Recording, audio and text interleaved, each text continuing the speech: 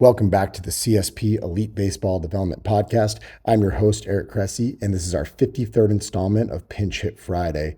CSP physical therapist at our Florida facility, Eric Schoenberg, is contributing with another guest presentation today.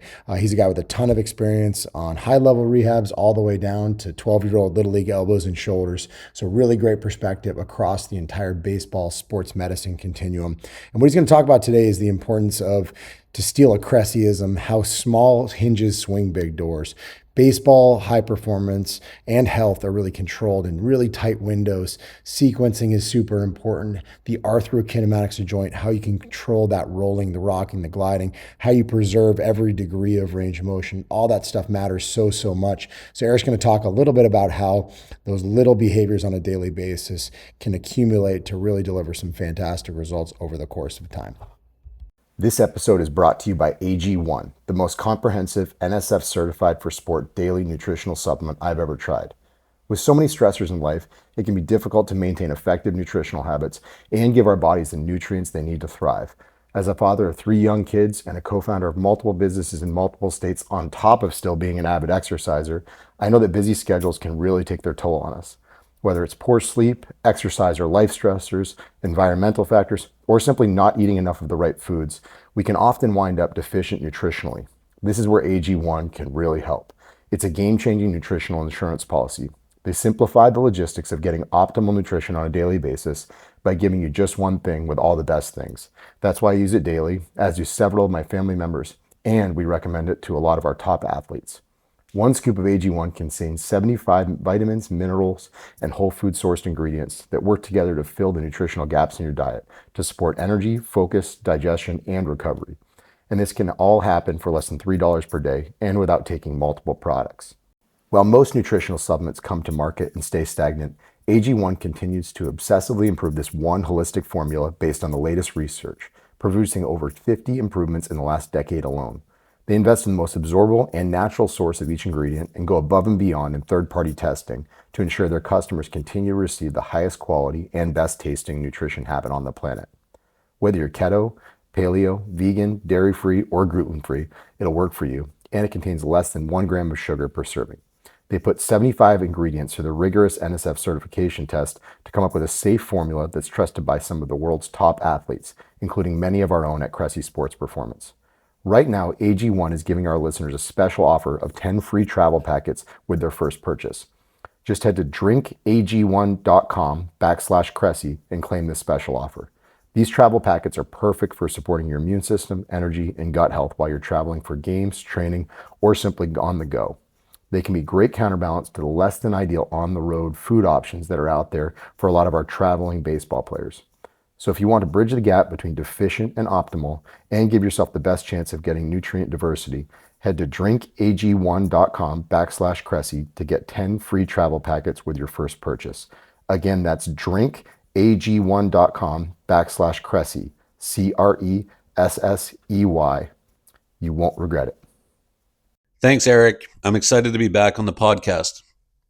Today, I want to talk about how small things can make a huge difference in the health and performance of a baseball player. Everything we do is either making us a little better or a little worse. This doesn't mean you have to be perfect. It just means that you can't repeatedly make bad decisions and have poor habits and expect to stay healthy or get good results on the field. First, I'd like to introduce 2 concepts that will carry us through this discussion. The first is cumulative microtrauma, and the second is compounding. To start things off, baseball is a sport characterized by repetitive movements.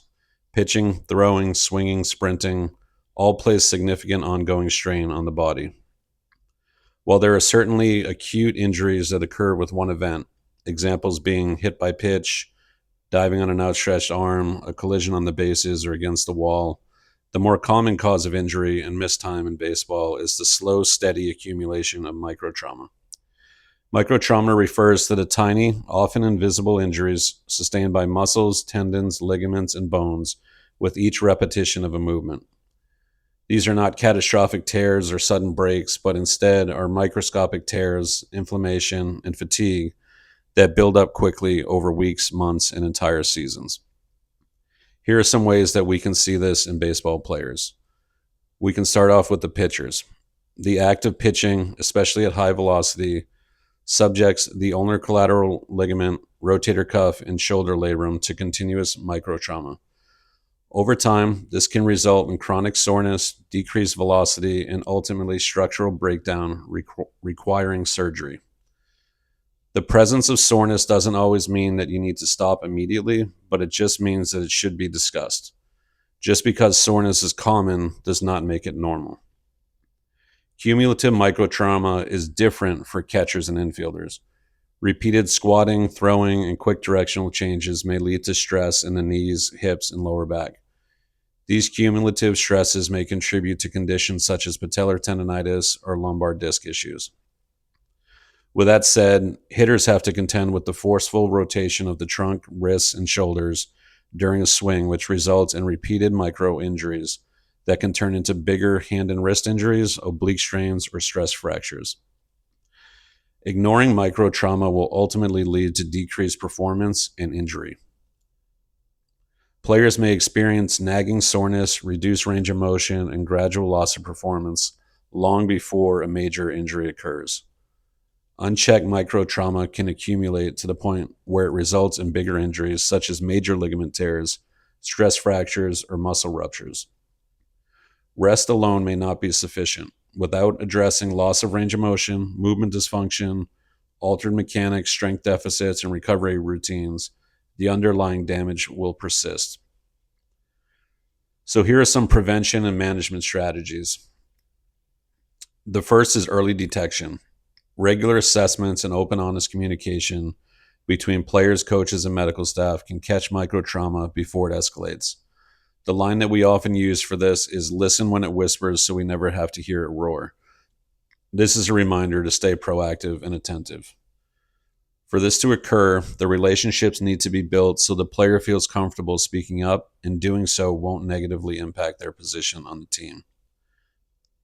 The next strategy is having a structured recovery plan. Scheduling rest days, monitoring workloads, such as using a high-low model, which has been discussed on this podcast before, and providing access to physical therapy and recovery tools are key. We can also look at mechanics of the swing and throw, as well as in the gym, to identify unplanned changes and reduce the amount of harmful stress delivered to vulnerable tissues. Lastly, educating players is key. We need to teach athletes to recognize early warning signs of microtrauma and empower them to seek help before injuries worsen. On the flip side, the second concept that I want to discuss is compounding. Compounding is a powerful term in investing.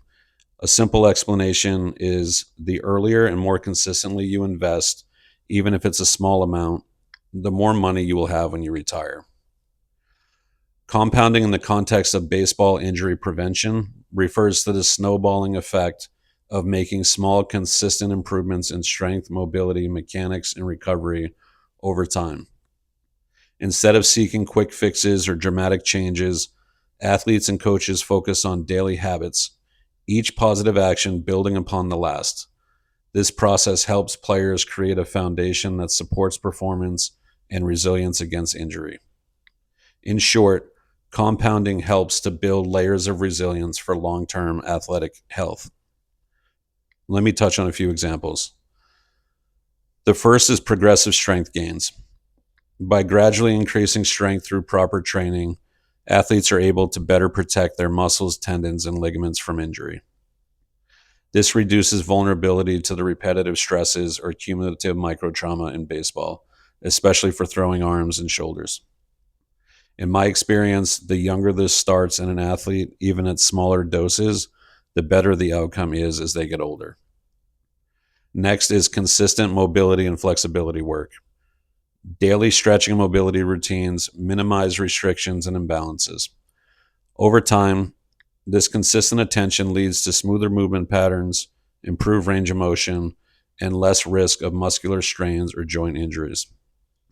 So it turns out that a proper warm-up is important. Interestingly, the more consistent you are with your daily warm-up and preparation over the course of years, the less time you will need to get ready because your body has adapted in a positive way. Sadly, taking 4 ibuprofen and an energy drink is not the answer. A cheat code for athletes is finding access to manual therapy. This will give you a huge leg up in your efforts to stay on the field. Whether this is from a professional or at a minimum using a foam roller, massage stick, or lacrosse ball, the compounding benefit of tissue work is undeniable. Another example is layered skill development. Compounding applies to refining mechanics as well.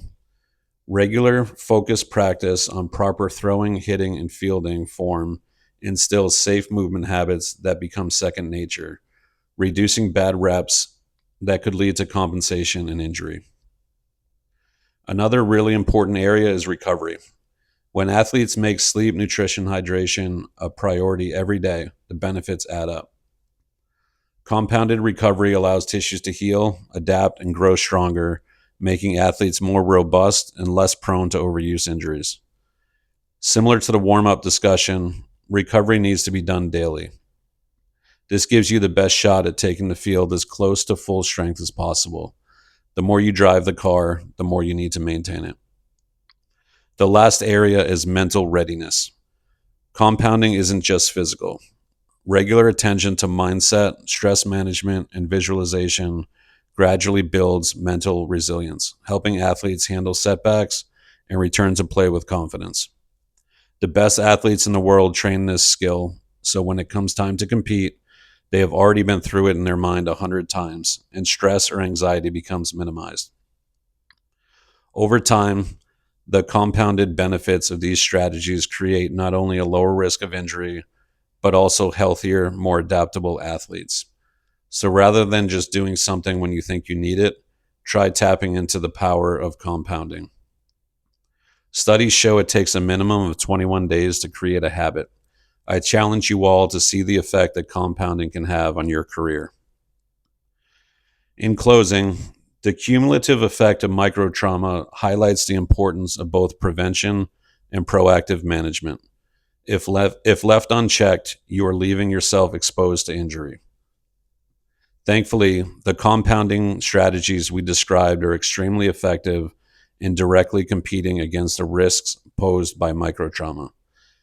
This will help keep baseball players healthy, resilient, and performing their best on the field. Thank you for listening, and as always, please comment and let us know how we can help.